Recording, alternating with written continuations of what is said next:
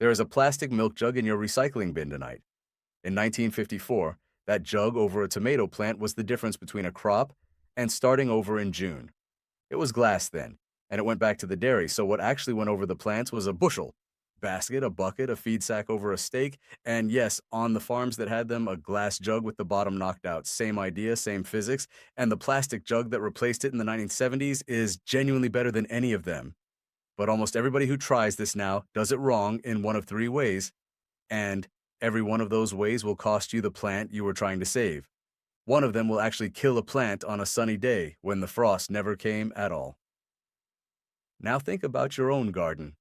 If you have ever put something out too early because the week looked warm, and then stood at the kitchen window at 10 at night watching a clear sky and doing arithmetic in your head, this video is for you.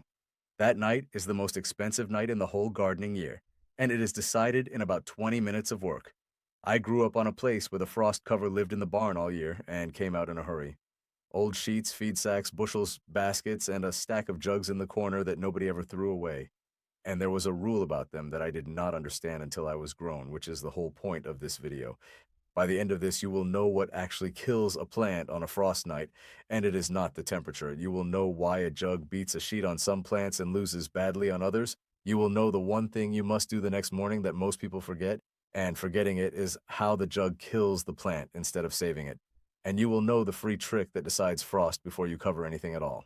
Stay with me, because the second part is the one that costs people their tomatoes. Here is the reframe. A cover doesn't keep the cold out, it keeps your ground's heat in. Almost everybody has this backward, and once you see it right, every decision about frost gets easier. Here is what is actually happening on a frost night.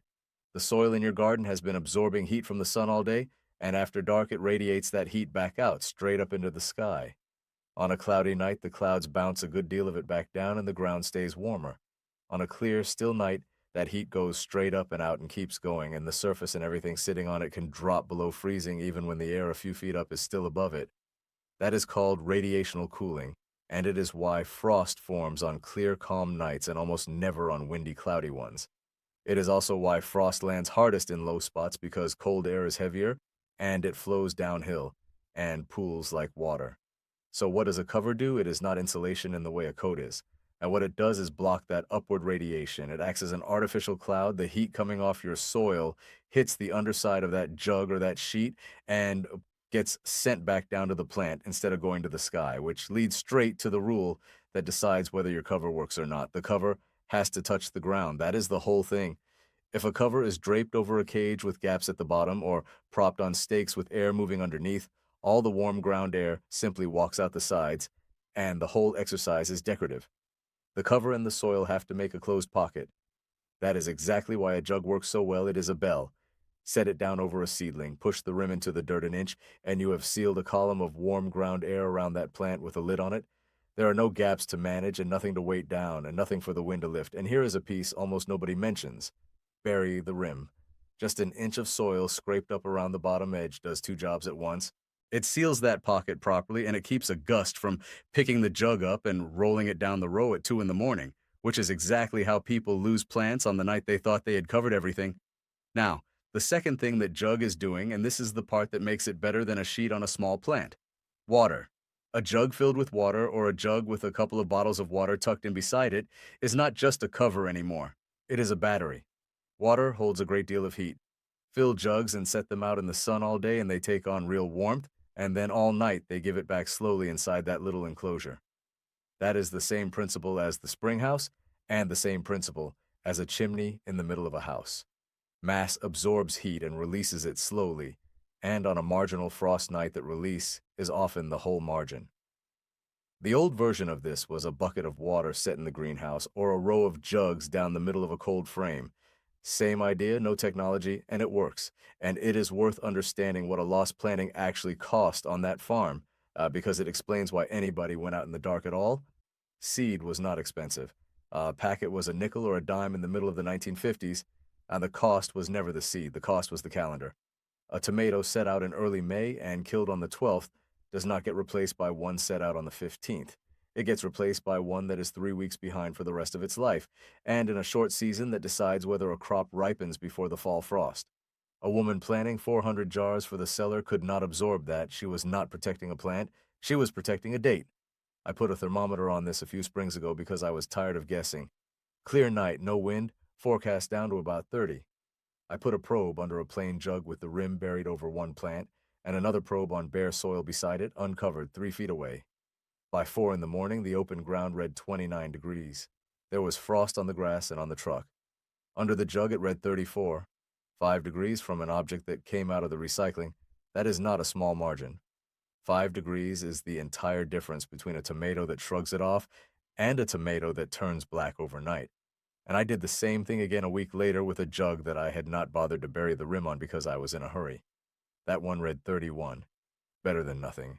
But it had given back most of the advantage through a gap I could have closed with 30 seconds and the side of my boot. That is the number to carry out of this. Not a temperature, an inch of soil around the bottom edge. If this is already making you look at your recycling differently, do me a favor. Hit that like button, subscribe, and turn the notification bell on while you are there. I put out one of these every week, the old practical knowledge that worked for 100 years and got quietly replaced by something with a price tag. The bell is the only way these reach you. Then stay right here because the next part is the mistake that turns the jug from a rescue into a killer. Here is the second part, and it is the one that catches almost everybody once. The jug has to come off in the morning. That sounds obvious, and it is the single most common way people lose plants to this method, and it does not even require a frost to happen. A sealed plastic jug over a plant in direct sun is a greenhouse and a very small one. On a bright spring morning, the temperature inside that thing can climb far past anything the plant can stand, and it can do it in under an hour. People go out at noon and find a cooked seedling and cannot understand it because the night was mild and nothing froze. So the cap comes off, or the whole jug comes off, first thing. If the day is going to be cool and cloudy and another frost is coming, you can leave the jug on with the cap off because that vents the top, and it will not overheat. If the sun is out, take it off entirely. The way to make this easy on yourself is to cut the bottom out of the jug and keep the cap. Then the jug lives over the plant for the whole cold stretch, and all you are doing morning and evening is unscrewing a cap and screwing it back on. That is the version those farms would have used if they had had plastic, and it is the version I use. Same rule for a sheet, incidentally.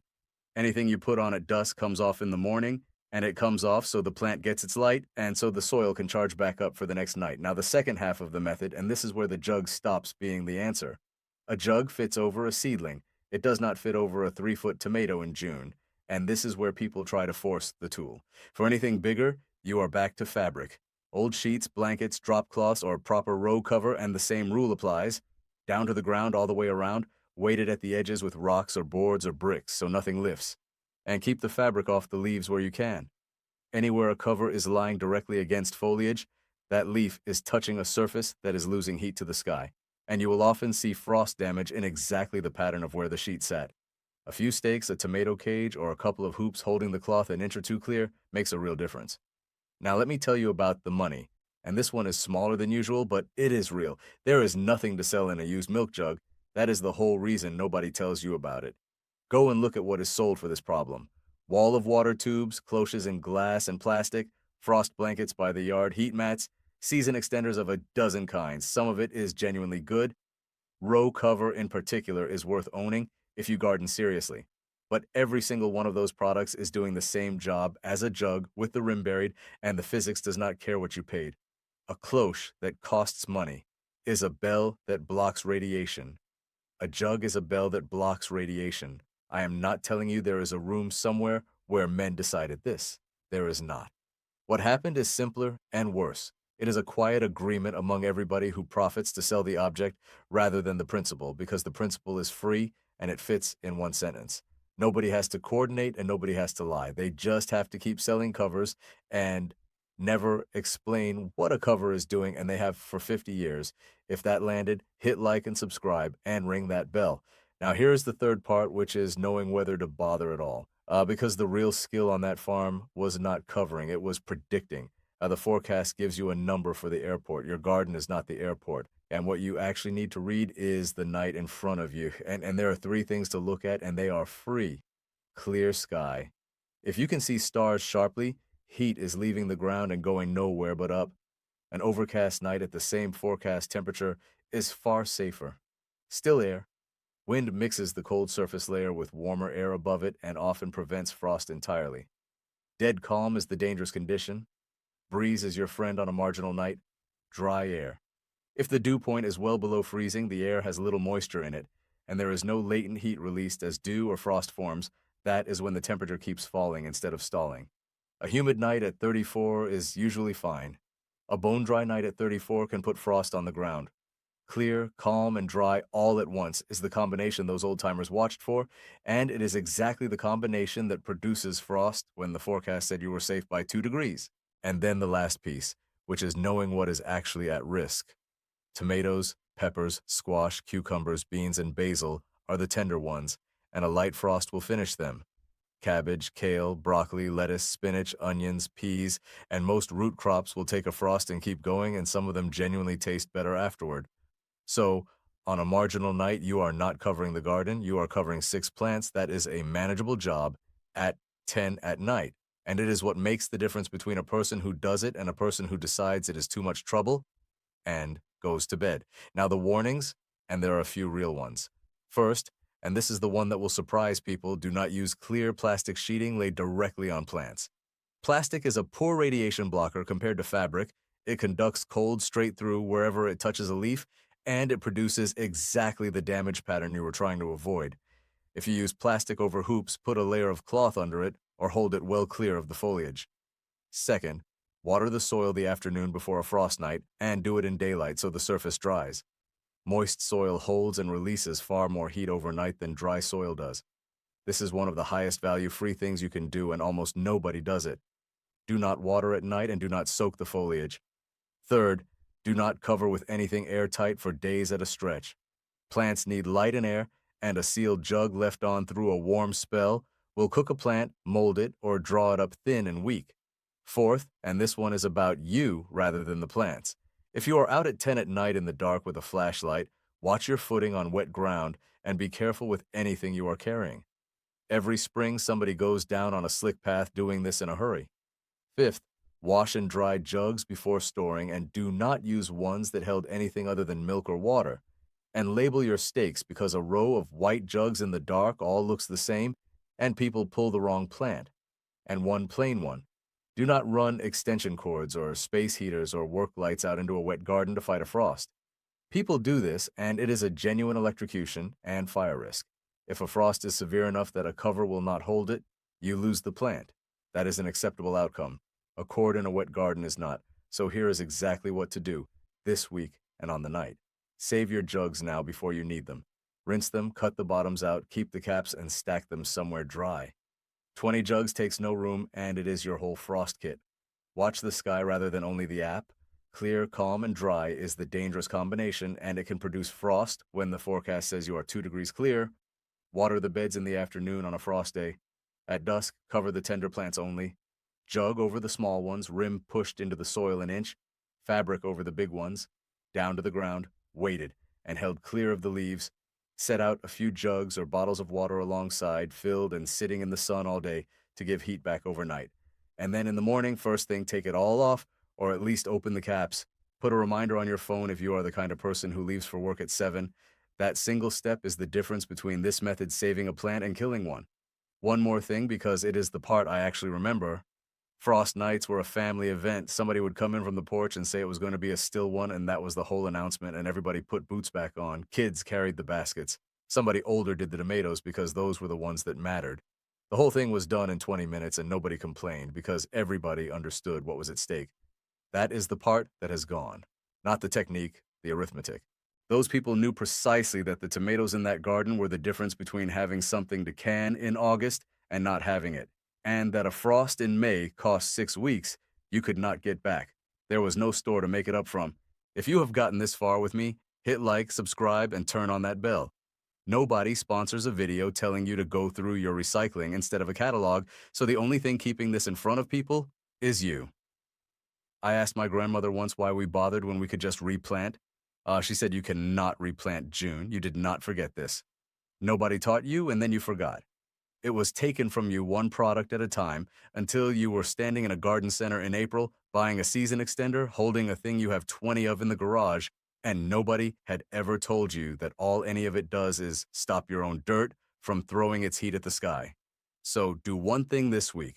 Go and pull 6 jugs out of the recycling, cut the bottoms out, and put them somewhere you will find them in a hurry. Then tell me in the comments what your family used to cover with, what county you were in, and what your last frost date is supposed to be, because I read everyone, and those stories are the reason I keep recording.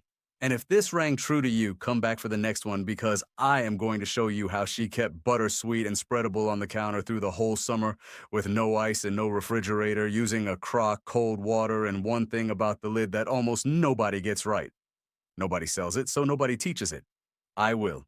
Keep it simple, keep it yours, and remember the people who saved a season with a bushel basket and a bucket, new things we are only starting to remember.